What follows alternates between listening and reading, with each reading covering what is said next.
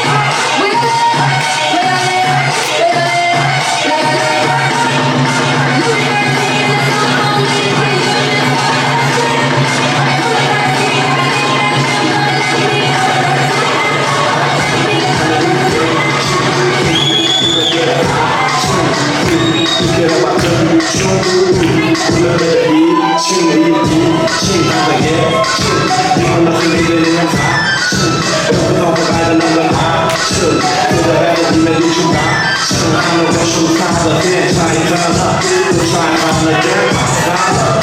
Yeah, this time I'm not mine. Hold on, do you like mine? Yeah, the food just for. Got the ball just for. Got the ball, you know I'm a food just for. Even if you find the house just for. Then they made the name out of the ball just for. Shake, shake, shake, shake, shake, shake. When they in the shake, shake, shake, shake, shake, shake, shake. Or they really shake.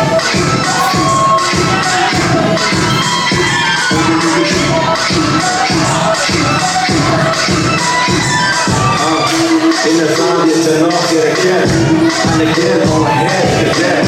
After you don't find me, I can check. People not be the nigga to death. And my shit, the yacht, the top of the top. And that night, a lot. Yeah, yeah, to the top of that. Baby, you know, cop is that night, a lot. Yeah, right to the middle, in the middle, in the middle, in the middle, in the middle, in the middle. Yeah, right to the middle, get to the middle, in the middle, in the middle, got to get in the middle. Yeah, you should have run me, not run me down, my shot ball, on the top, beat the height, the lot, took the third, yacht, on my eyes, and I took the top, the back, get it, catch it out. Shake, shake, shake, shake, shake, shake, shake, on the hill, shake, shake, shake, shake, shake, shake, shake, on the hill, shake,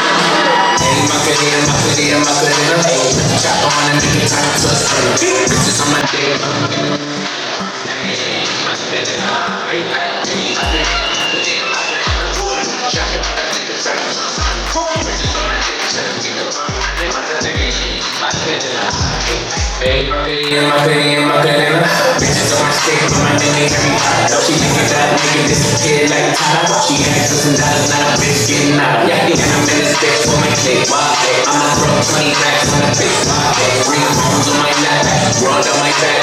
She gon' be tapped in if a nigga taps.